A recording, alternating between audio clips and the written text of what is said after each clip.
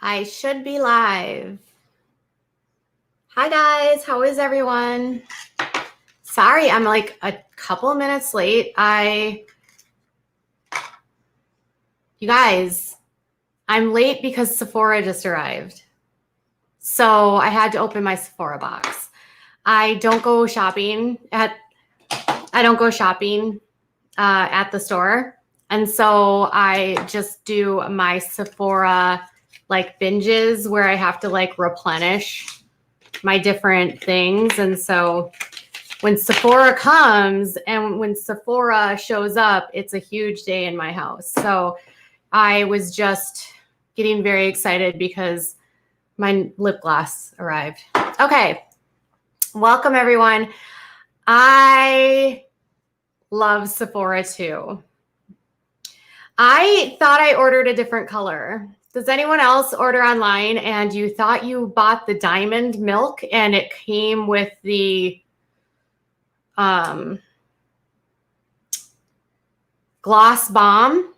But hey, you guys, I was late because Sephora arrived is a whole mood. It is. So I got this one. I ordered it by accident, but turns out I like the color and I'm not going to return it. I thought I was getting the diamond milk one. It's like a clear. Anyways, welcome everyone. I actually was not online today because my son and I had to go. Oh, thank you for coming. Oh, to my new members, thank you for joining. County, LMK, and Acerari Torres. Well, thank you. Okay. So hi Annette. So I was actually with my kiddo and we had to go to our annual cardiology appointment and it was great news. So we don't have to go back for another year. Yay. We are 3 years post-op from open heart surgery. So it's always a little nerve-wracking when we go see the cardiologist because for the longest time, we went for like every couple months and then it was every couple weeks. And we've been on a good stretch right now where we have had good echocardiograms and his surgery is, everything is holding tight. So we had some good news today. It was great news. I always like good news. So that means his heart is good and strong right now and his repair has stuck. So welcome everyone. So it came to my attention, or maybe it didn't even come to my attention. It came to my realization that we have gone through a lot of details with this case. And I understand that there are a lot of things on this channel that you guys like. Currently, this case is by far the biggest viewed show or content. I have some other stuff that I would like to roll out. And so if there is specific content that you're interested in, I would love you to let me know. Obviously, we could talk about the Duggars all day, but there's so much out there to talk about. Tonight's chat is going to be subscribers only. So make sure if you would like to participate in the chat, that you click on the subscriber button. We will be covering Plathville. I just watched for the Duggars, but you should watch for other reasons too. Okay. So Plathville, we will be covering Welcome to Plathville for sure. Okay.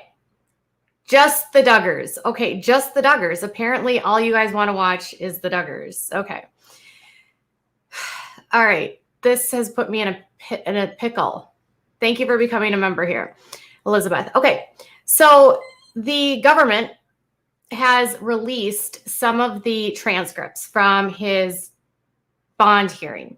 And I understand that a lot of this is like old tea. So for some of you guys, you're like, Katie, we already talked about this, or we already did this, or we already did that. And my thing with my coverage is that I like to be thorough, and specifically in this case, because there is so much information and it's just so vast and how much we have to go through, I also like to rely on public records, because public records are in the public domain and they are official documents and official records from court. And so they can be the most reliable in terms of how we talk about the specifics of this case. It's a good starting point, and it's a good point to go back to and be like, okay, this is what the court record says. This is what the government says, so that there's no confusion at all. So the transcripts, which are from this last hearing that was in May, are extensive. Like when you order a transcript from a court, and I'm actually thinking about this too. I'm thinking about doing some document clouds of transcripts and such. However, some of them are very extensive and very sensitive, so I don't know how many I will be putting out there, but it's something I've been debating about as a way to share them with you. But I have to be mindful of what's in these records. So I share with you the bits and pieces and that, but these records, this transcript is hundreds of pages long. So when you're talking about a hearing that was like 5-6 hours long, you have hundreds of pages that you have to read through, which means there's a lot of things that you miss or you hear. And one thing I was noticing is that I actually sat in on this hearing, okay? And I gave you everything that I could remember from sitting in that hearing.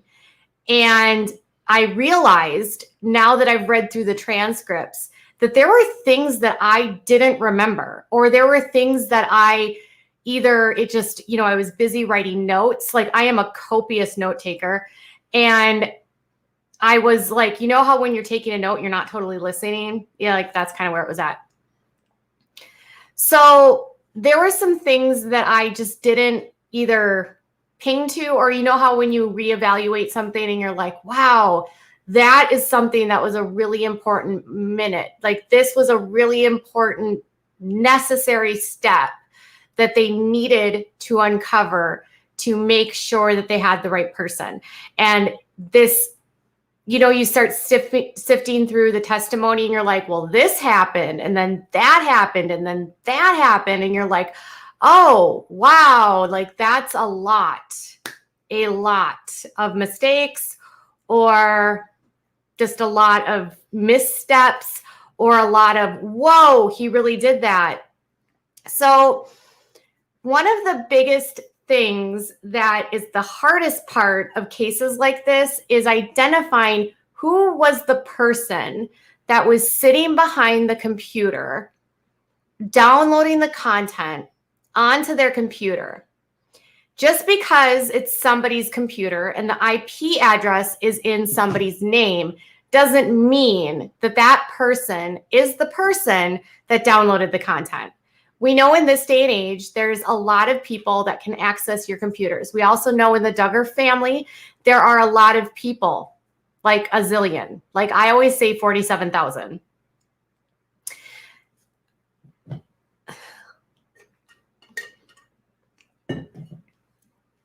So one thing I was looking through, and I've had a couple aha moments when I've been reading through this, and I was like, wow, this is really relevant, really relevant. Now we went through the timeline, okay? So we talked about how they had mapped out this like 2-day, 3-day timeline, right?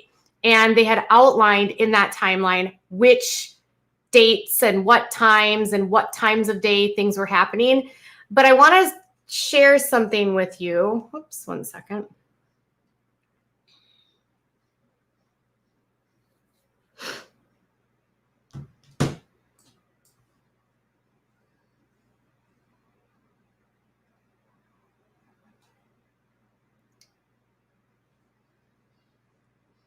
There was a few things that kind of got him in trouble. Okay. And that was these specific things that really created quite the conundrum for Mr. Duggar. There was a few things that he had done during his months, weeks, years leading up to all this happening that solidified and helped the government build their case against him, okay?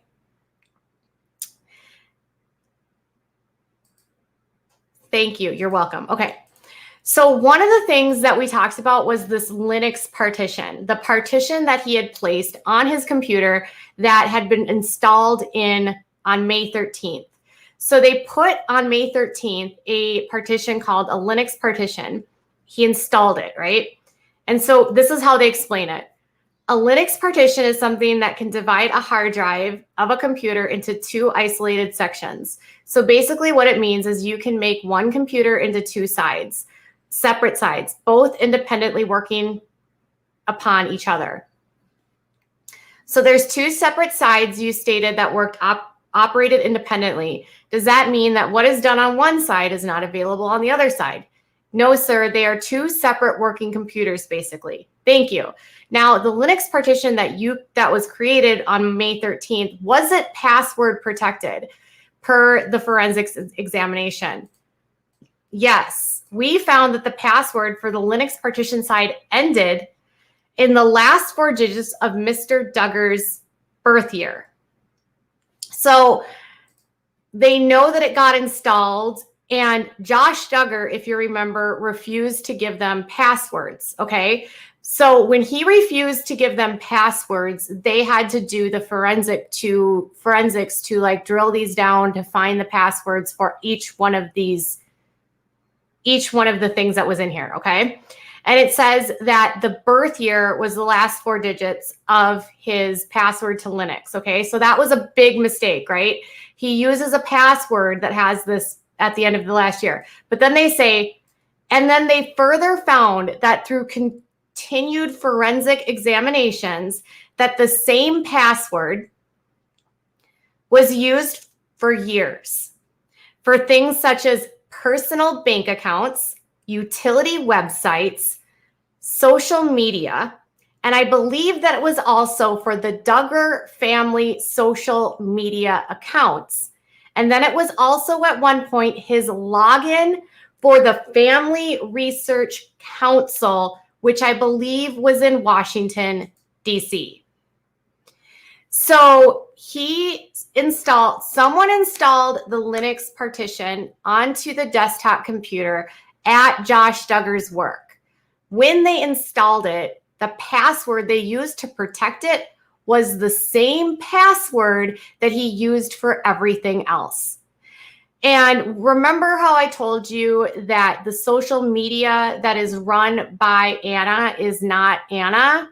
I told you it was a joint family account. That's what they're talking about.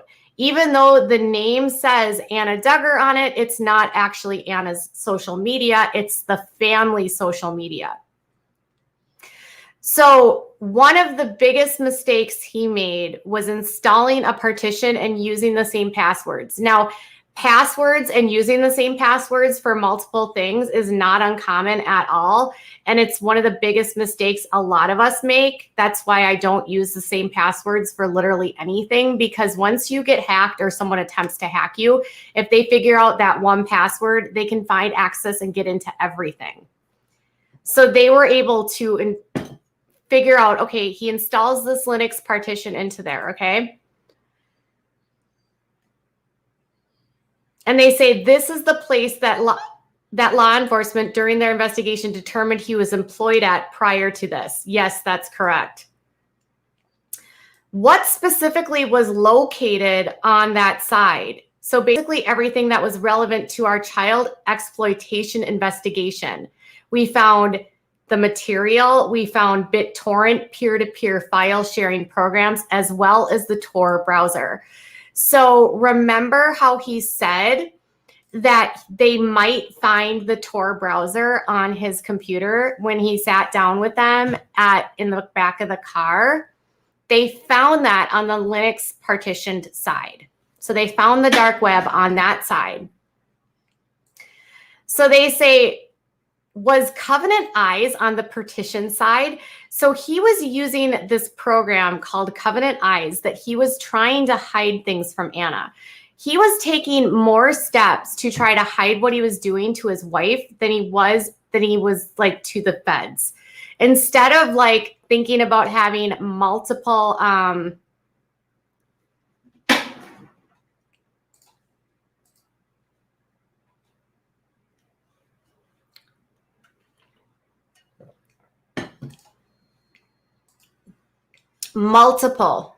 multiple passwords. He's worried about the covenant eyes. He's worried about Anna being able to see what the websites he's going to. So he has to take steps to hide everything from Anna. He has to make sure that she can't see what's happening, which is why he needs to do the partition.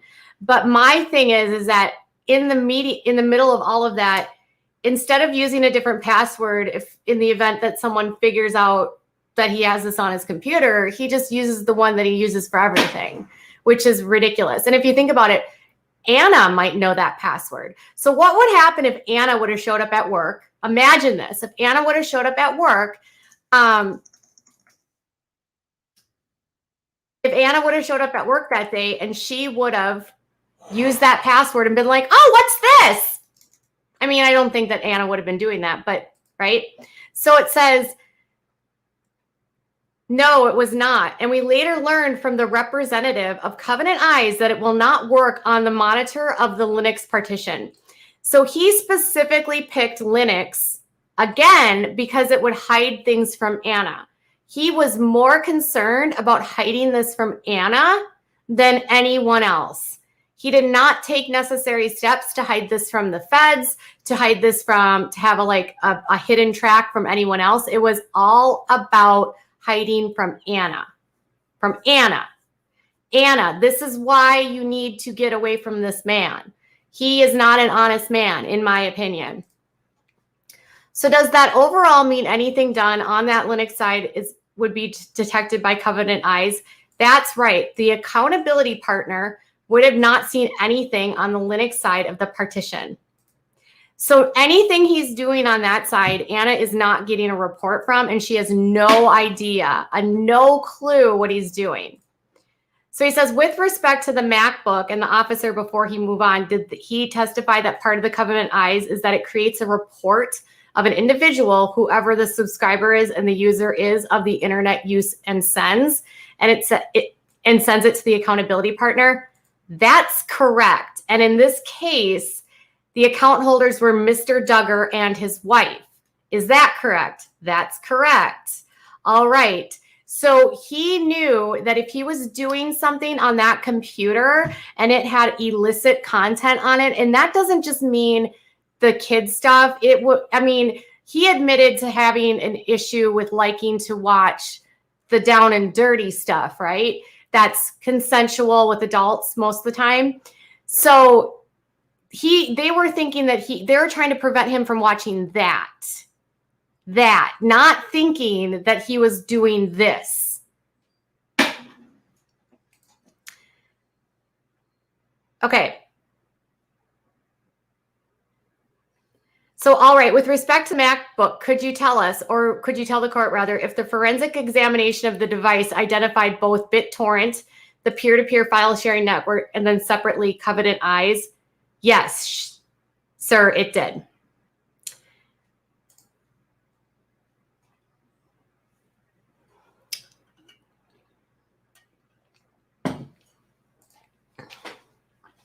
So anything else? Now, the one part here is where it gets really interesting. Thank you for your super sticker.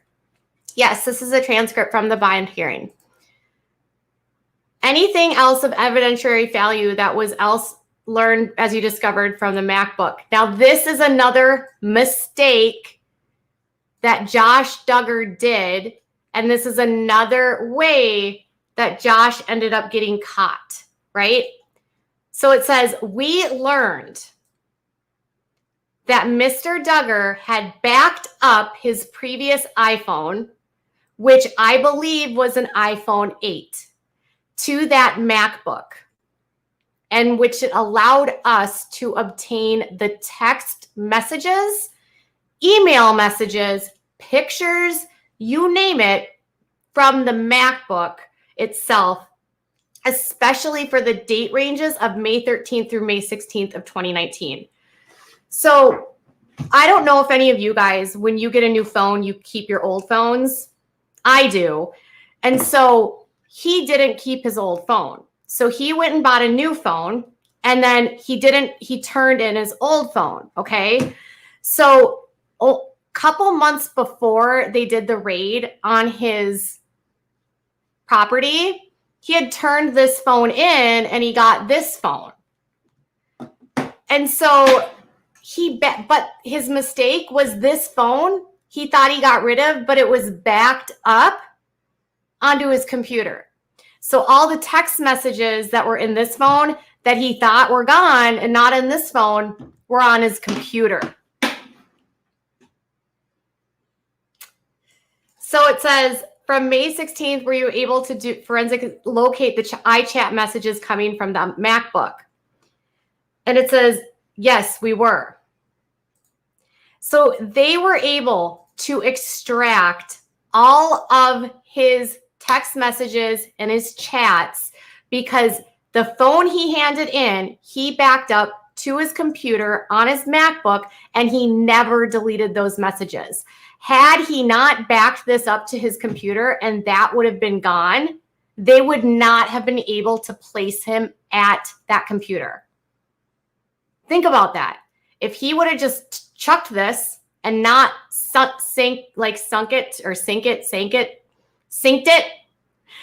to his MacBook, they wouldn't have gotten all those messages.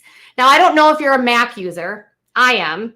When you are a Mac user, sometimes when you're on the same network and you use the same if you use the same Apple ID, it'll automatically sync. And so you might not even know that. So you may sync and not even realize that it's sunk. It's been synced. That's such a weird word. So because it was automatically backing up to his MacBook, that's how they got him caught. And that's how they got all the evidence that they needed. So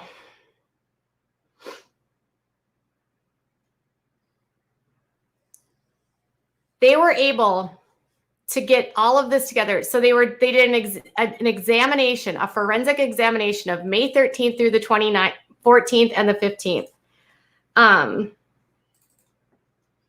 1 second, you guys.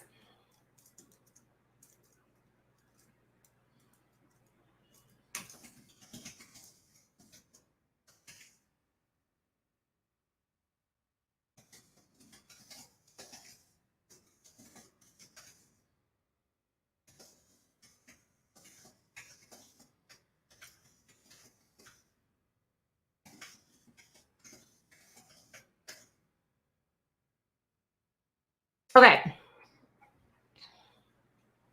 So they say it represents both the important and it's like an important timestamps. So it says, understand, we are true and accurate summaries of the forensics examinations of the iPhone for the record. Correct. Now there was no iPhone 8 seized. So they didn't turn in the iPhone. It says Mr. Duggar had turned that phone in a few months prior to the execution of the search warrant on November 8th. This is all information we obtained through forensics on the backup of the device. He got the backup device of the iPhone 8 off the MacBook.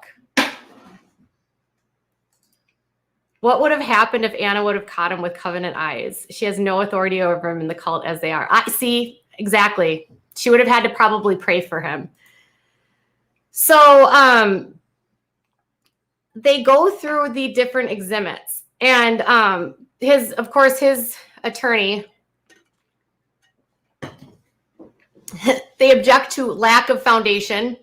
What effectively is a summary prepared for litigation purposes only, summarizing the forensic examination. We think that it's improper for evidentiary value from an evidentiary basis. We acknowledge, Your Honor, that the rule of evidence do not technically apply to this hearing, but at the same time, this court has within its discretion to limit the ability of appropriate evidence from an inappropriate evidence. And we would ask the court to use that discretion. And then the court says, if you could ask your witness to just lay a bit of the foundation about the process of post-seizure of the examination, I'm inclined to admit this, but I need to hear a little bit more. So they did not want this to be revealed, I'm guessing, because, well, there was a lot of media in this meeting. There was a lot of people watching. There was like 70 people in the courtroom, on the Zoom courtroom. And with all of those eyes, that meant that people were figuring out what they did to catch Josh. And it was going to expose how this all was laid out. So they do this, and they say that they seized it on the 8th, and they do a forensic sweep of it. Okay, I got to go down here. They get forensic reports in March of 2020. I got to get to the part where, okay. So they put up a timeline, and this is where they go through the timeline. And so this is where they move through that timeline that we talked about.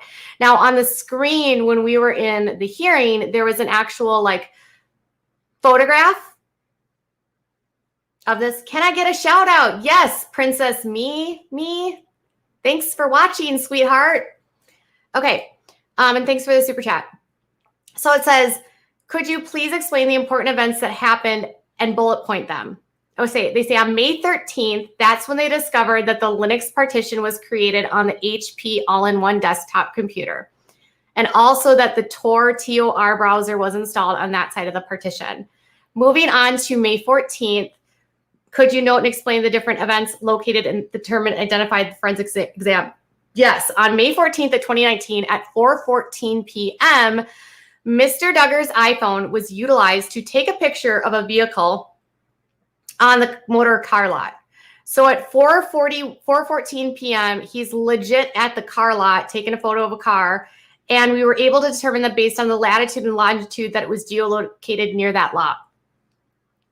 At 4:20, the same thing, Josh's iPhone utilized to take a picture, this time of the HP all-in-one desktop computer. So he takes a photo of his computer at 4:20. That's so, why are you taking a picture of your computer? Maybe it was like a mistake. And they also, they geolocate that computer and that phone, and they say that geolocating of pictures is actually super accurate. So they say at 4:49, the 14th, there's a text message stating, got stuck here and still not free. I'm going to be aimed for tomorrow just after lunch. So he's giving someone at home or someone an excuse for why he's still at work, right? 4:48, the Tor browser on the partition side of the computer was utilized to access really bad stuff. So he downloaded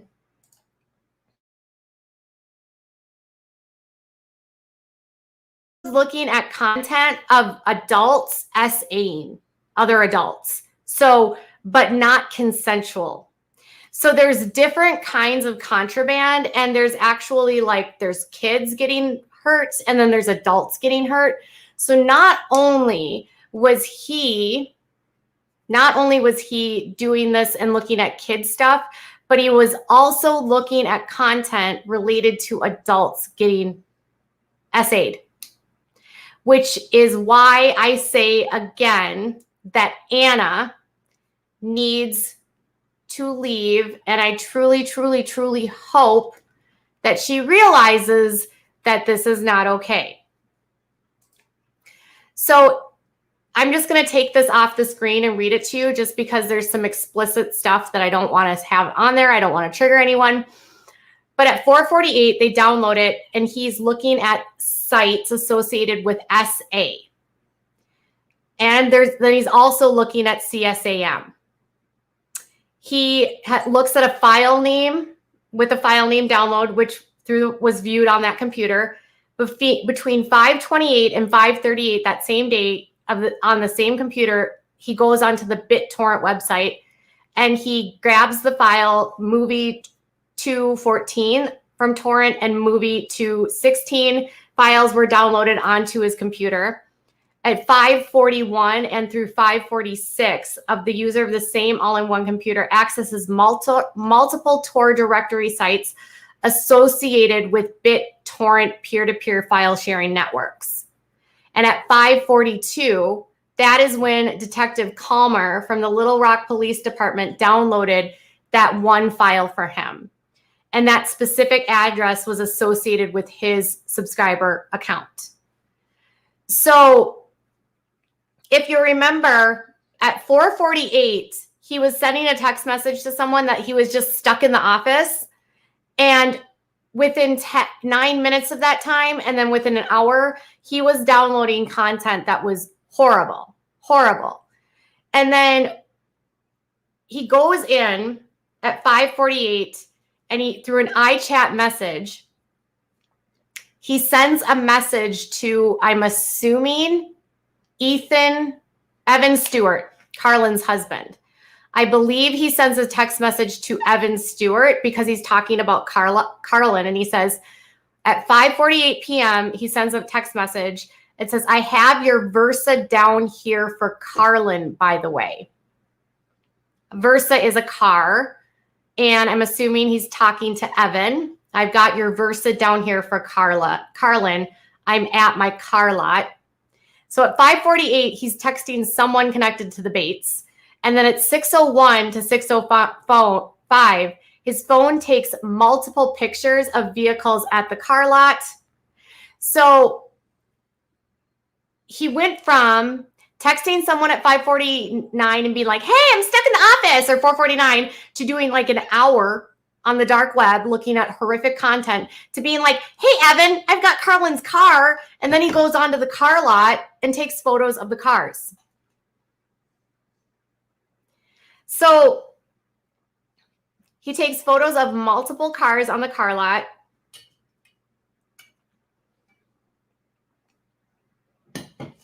Then on the next day, which is May 15th, they do another analysis where they look at his phone and the computers, okay? And it says there was 7 million digital artifacts.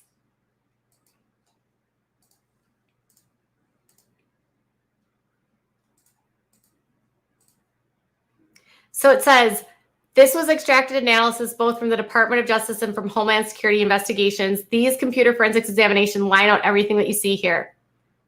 In, again, I think it was March of 2020, I received copies of the reports. And I want to say there was over 7 million digital artifacts that I went through and comprised the reports of. For the record, are there events listed in the government's exhibit true and accurate? Yes. So they have 7 million different artifacts. Oh, won't let me send messages because of kids. I don't get it. I'm sorry. I don't know. You have to be a subscriber, sweetheart. You can send a if you subscribe to the channel. That is how you can actually chat. So thank you so much for your super chat. So starting at May 15th at approximately 11:15 in the morning, he sends a message saying, I'm at the car lot now. At 11:30, he puts an About Tor website. He bookmarks it. So he bookmarks Tor 15 minutes after he text messages someone and says, I'm at the car lot. And at 5:31, 11:41, he downloads torrent files associated with this. Out of respect for the court, I'll just say the file lists are accurate in terms of what they were. So he's downloading some really nasty stuff, right? Horrible, horrible content. And then he's taking a picture of a fire truck. And then he takes a picture of an accident at 3:39. And then this is the part I thought was really ridiculous. At 3:35 p.m., he sends an iChat message to 22 people. Just think for a minute. He's a big family. associated to the family of his family stating, so 22 messages to his family. Be praying for Mark, an older guy that was riding a motorcycle on 4/12. So he tells his family to pray for Mark, right? At 3:35. And then at 5:08, he sends a text message that he's still at the car lot and he's going to be there until 6 o'clock. How many of you think at some point his wife is calling him and being like, honey, when you about to be home, right? He accesses the BitTorrent website. He downloads Play Toy Sweetie. At 5:08, he says he's going to be home at 6 o'clock, right? And then after that text message, he's on the dark web downloading a bunch of files. And then this is where it gets really, really graphic. So I'm going to pull this off for a second here. After he has texted someone at home that he is going to be there until 6 o'clock, he goes onto the dark web and he downloads the worst content in the world. Okay? So this is what it says. At 5:22, he downloads the Play Toy Sweetie, and then he downloads the DD torrent. Okay? And that's like the torrent file with DD. Okay? And it says, I need to stop you right there. Yes, sir. Could you tell the court if the torrent file, what is significant to law enforcement? This is the file that has Josh in so much trouble. This file that he downloaded is why one of the charges is 20 years. Yes, so DD is a known series of CSAM, very well known with ICAC law enforcement communities, better described as something called Daisy's Destruction, which is a series of CSAM involving children from 18 months of age to 12. And all I can say is that in the 11 years of doing this and the thousands upon thousands of images and videos I've had, unfortunately, to see, DD series ranks in the top 5 of the worst that I've ever had to examine. So while he is telling Anna or someone at home, I'll be back, it'll be around 6 o'clock, he goes online and downloads the top 5 worst in the world. Now, if you are not familiar with Daisy's Destruction, the man who made this content used to stream it on the dark web. He would make people pay $10,000 to stream it, and he would make videos on demand. So if someone had a fetish, he would do those things, and he would make snuff films.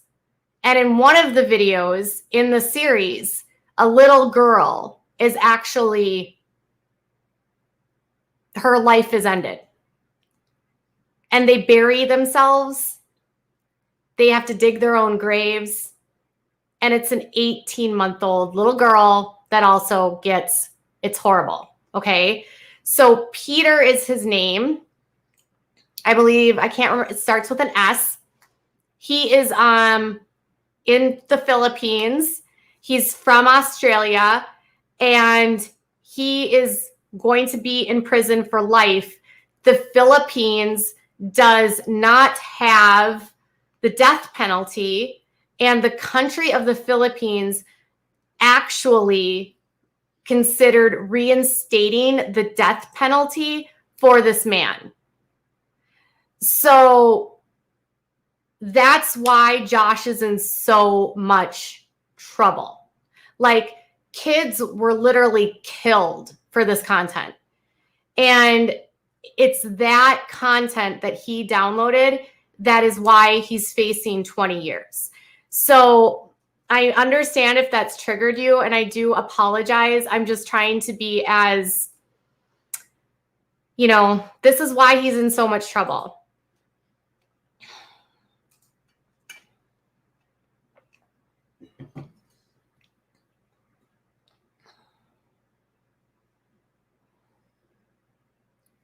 Okay. So he downloads that. It says, so from 5:25 to 5:30, he accesses a website. So while he's in the process of downloading Daisy's Destruction, which is a big file, okay? So there's multiple videos. It's like a series in the DD torrent. He made like a bunch of different videos, and the culmination involves an 18-month little girl. And that's not her real name, by the way. Okay. So when we use these names, that's not the little girl's name. And none of the children's names that were in these videos are the actual names of the kids. And all of these kids from that series, except for, the little girl that they had found buried underneath his house, have been accounted for and have been rescued. So there's at least that in all of this, right? They're rescued and he's in prison, and his co-conspirators are also in prison. They would pick up little kids on the street. So there's like little kids that are super poor, and they would offer to feed them, give them money to do chores, and that's how it all was kind of roped in. So while he's downloading that, from 5:25 to 5:30, he goes onto the website Home Advisor, and he puts the username Joshua into the autofill box and connects a review to a construction company. And he says, were you able to view? So he puts his name, he writes the review, and then after he writes the review, he puts the name in Joshua into the autofill, and then conducts a review of an online local construction company. They contact the construction company, who tells them, so I made contact with the owner of that specific construction company, who advised me that he had in fact done work for Mr. Duggar and his wife. And in the past, and at the conclusion of the project, had asked them to post a review on their website or on a website for their business. So while he's downloading that horrible content, he stops to think about placing a review on a website. The more I read this, the more I'm just like, yo, this guy is seriously like missing something upstairs. He's got to be like a psychopath or a sociopath. Like, I don't know how the average person could just go from like, I'm going to go do a Home Advisor survey, and then I'm going to go download Daisy's Destruction. And then I'm going to go back on my computer and watch Daisy's Destruction now that I'm done filling out this survey. So then after he fills out the survey, he goes and downloads that file again. And then he downloads another file at 5:32, at 5:41, named Marissa. He sends a text message at 5:48. No problem, probably be here. Still have customers here. No problem, probably going to be here for a while. Mind you, there's no one there, clearly, because he's on the computer. So whoever he's messaging to, he's lying. I'm stuck at work. I still have customers. And then at 6:45, the same date, is the detective is the one, Detective Calmer downloads that from his files. He takes pictures of 2 notes on the desk located inside the office. So for some reason, he's taking photos of like things on his desk. He's taking photos of his computer screen.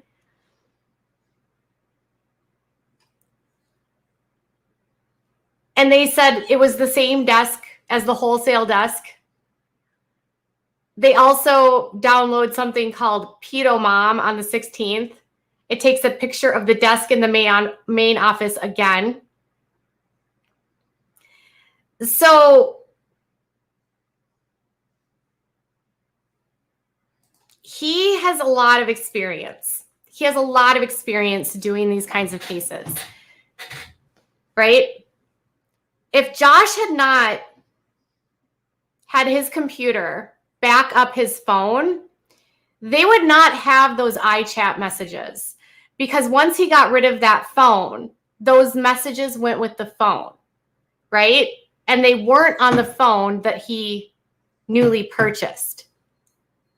So him backing this up onto a computer is how they were able to corroborate or put him in the location of the computer.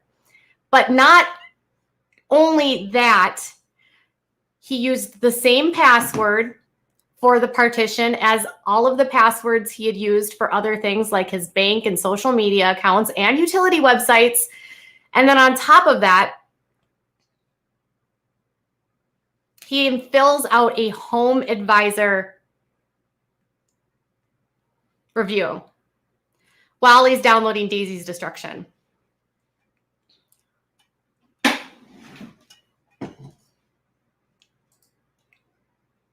So they did a full sweep of his computer space. Someone said he's manufacturing a cover for his dual life. Covenant Eyes was reporting all of his innocent work and photos for his family, but it's screwed with law enforcement. Yes, exactly. And the reason why he had to put Covenant Eyes on there and the reason why he picked the Linux partition is because Linux doesn't work on Covenant Eyes. So Covenant Eyes and Linux are incompatible, and he knew that. So he had to find a way to do what he wanted to do on a work computer, which he knew that Miss Duggar would not have access to, because Anna could use his phone and Anna could probably have access to his laptop. But at work, there's nobody there that can really make him, so he's putting something on his work computer. They also say that a forensic look at the computers and a forensic sweep of the contents of these devices make it seem like he didn't have any other employees using these during the time that he was downloading this content. So they don't believe there was another employee there. They don't believe that there was anyone else there with them, because nobody else was accessing the stuff other than Josh, they believe, based on the forensics. Elizabeth says he has been doing this for a long time. I'm heartbroken for the babies and young children who have suffered for his screwed up desires. Why does he have access to his kids? This is madness. Yeah. Gigi says, I wouldn't want to be a juror on this trial. I wouldn't want to hear all of these details. So that's a lot of the reasons these cases, they try to avoid trial is for a few. So one of the big parts of these cases is that the children, some of the victims,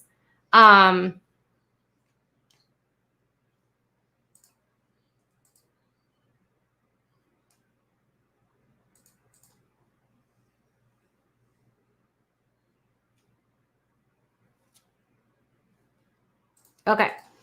So sometimes the victims will testify. So if there's a child victim that's involved, sometimes they can testify in these cases, which there's a protective order. Peter Scully, there you go. That's his name. Some of the kids can testify. So it's pretty sad here. You guarantee, oh, I love you. That's so sweet. I love you. We have almost 3,000 people in chat, and I just noticed that there's only 470 likes. That's not acceptable, you guys. Make sure that you hit that like button.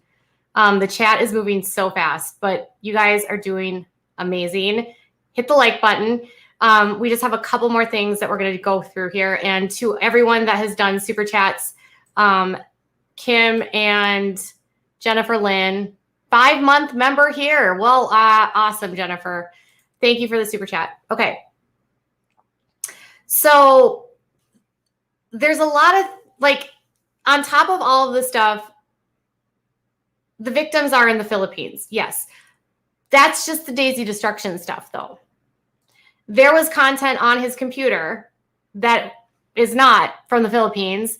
They found 200 flagged images or videos on his unallocated space on his desktop. So they found 200 images that were flagged as CSAM, and it involved children. Thank you for your super chat. So on top of what they found on his computer that he hadn't deleted, they found 200 images that he did delete.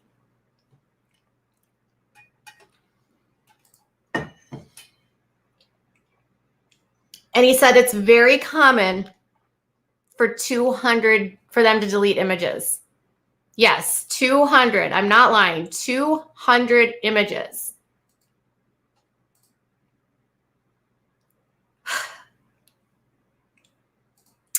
So he is someone, no, 7 million. The 7 million wasn't the videos. They had 7 million digital, like how the forensic stuff, it's like the data. That, not 7 million images. That was like they had 7 million forensic something or others, not identified as that. That just means when they swept through things, these were all the different things they had to look through.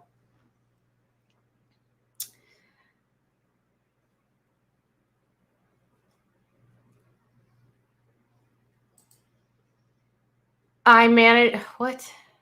I don't know what this is talking about. Okay. I don't know what that Hall of Shame thing was. Keep speaking the truth. This is a safe space. I fear the kids and siblings were posted about him too. So one of the biggest issues here that was mentioned when the judge decided to release him. So that's all the testimony we're going to go through today, I think, for right now. I've given you a lot to unpack, right? I've given you a lot to unpack. The big mistakes that he made, let's do a thing, and then I'll tell you about what the government said when they decided to release him. He used the same password for everything. He installed Covenant Eyes, and then he put the Linux partition in because it wouldn't work with Covenant Eyes. He backed up his phone, which allowed the police or the investigators to geolocate him to where he was sitting, to the same times that downloaded content was happening. And also, while he was downloading Daisy's Destruction, he got bored apparently and decided to write a review for Home Advisor. Can you imagine you're looking at some of the worst stuff, and then you're like, oh, I need to go leave a review for Steve, who did the, or Jim or James, who did my deck edition or whatever. It's like sociopathic. So had he not backed up that phone, we might still be here today, but we definitely wouldn't have the same level of conclusive evidence here. Okay.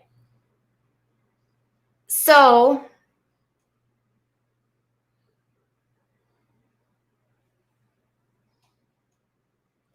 here's the deal.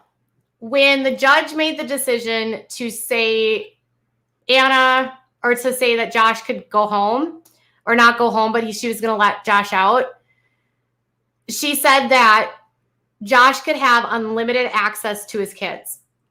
And the government, the prosecuting attorneys, so the government witness, what do you call it? The U.S. attorneys, that's what they're called.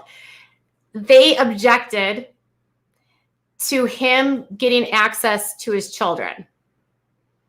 And the reason why they objected to him getting access to the children is that they claim that when he was arrested, remember how I told you CPS is supposed to, after an arrest of this nature happens with a parent, CPS comes in and they want to do a forensic evaluation of the children?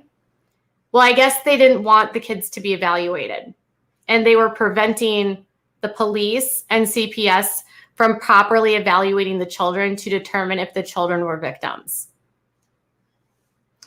So the government basically said, we're kind of concerned that they're not telling us everything and they're not complying with us, but we understand why you would want him to see his kids.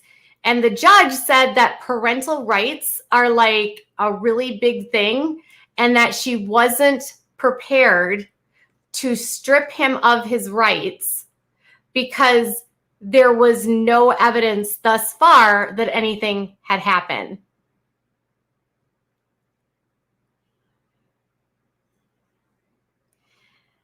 I'm just like irritated by that, because this was a newer judge that has not been on the bench for very long. They still haven't been, they haven't been evaluated. I don't think they've been evaluated.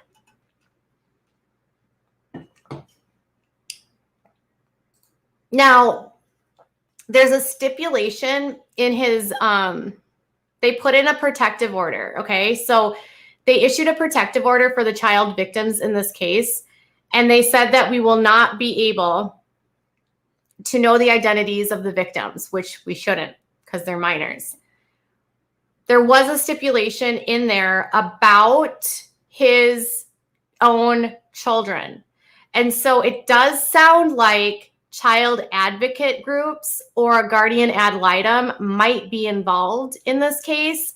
And if that's the case, if they testify about one of his children at trial, that won't be protected under the protection order. So if they do an evaluation of the kids and they find that one of his children are victims of his, that will come out in court, maybe.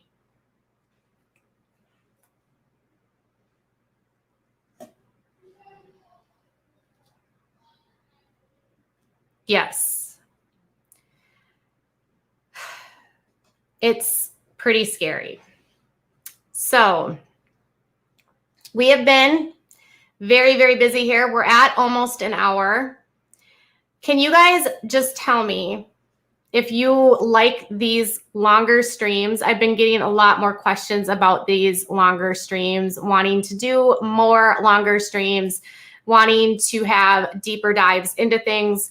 If you like this related to the evidence in this case, we can do these deeper dives and dive in. Really? No, that was not the trial judge. The trial judge is Timothy Brooks, I believe. He will get less time. Now, they don't get a ton of less time when they take a plea deal, because they still have to serve X percentage of their sentence with federal cases. So they can get reduced sentences, but it's not reduced that much. You love the deeper dives. Okay, please. You love when I interact with you directly. Well, I love that too, Lisa. Yay! The video will not be taken down. So they are going to wait. Yes. Miss Quinn says most of the things that like that they require you to give them content to get access. I feel like the kids or siblings are victims. Yeah. A lot of the peer-to-peer sharing at networks, they also have to like share information. So he would have to upload stuff to that network as well.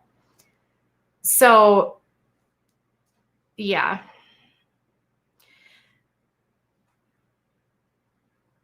Does he? No, he can't have access to any electronics. No phones, smartphones, anything with an internet. Okay. So I want to thank y'all for being here today. We actually are almost at 1,000 likes. We got 2,800 of you. So make sure you hit the like button. Could you catch me up on what happened?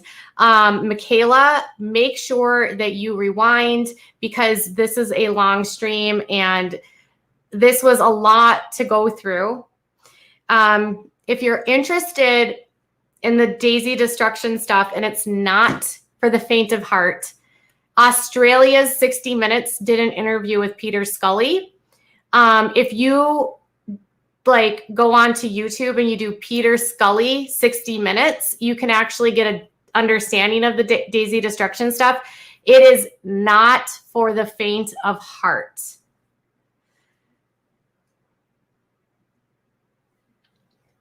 I like the reviews to see what's going on with the Duggars. All right. He doesn't really, yeah, this is my concern too. This is my concern too. She never said she herself have seen those files. She was reading from the court documents. Go rewatch it. It took me 2 seconds to get the truth. Yeah, I've never seen these images. I've never seen these videos. I'm reading from the court documents. And then if you watch Peter Scully's 60 Minutes episode, you can you can hear about this case and why this content is so awful. I have never, ever, would never, no way.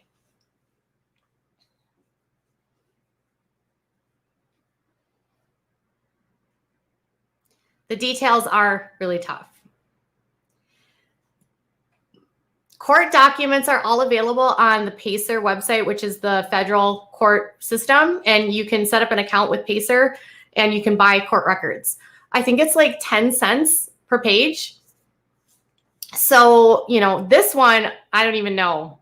Maybe it's 10 cents a page. So if you're downloading like 300 pages, you know, it can be like $30 or something like that, but nothing serious.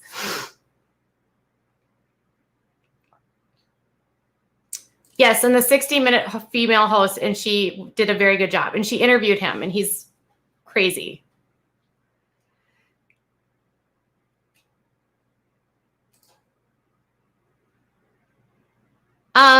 It's probably split. You can probably watch both. I don't know. But yeah, the PACER website has all of the court records. So that's where we're at for tonight. I want to thank you guys so much for being here. Make sure on your way out, you click on that like button. Make sure you've subscribed. We've been doing more and more of these longer streams. You guys are enjoying them. And it gives me some time during the day to do some other stuff. For all of you guys that contributed super chats and for those of you that became members, thank you so much. I am so glad that we were able to reduce and not have a lot of trolling tonight, which makes my job so much easier. Thank you guys. Thank the mods on your way out. Thank them for keeping the chat clean and good. I want to thank you guys all for being super respectful and nice to each other in chat. That makes our job so much easier. We love you here at Without a Crystal Ball. We cannot do this without you. And we are so happy that you tune into us every single day. And when I say us, I'm talking about my mods and I'm talking about my husband who behind the scenes is constantly helping me do this job the best I can. So make sure you hit that like button, subscribe on the way out, and turn your notifications on so you don't miss the next live. All right, you guys, I'll be back tomorrow. Bye.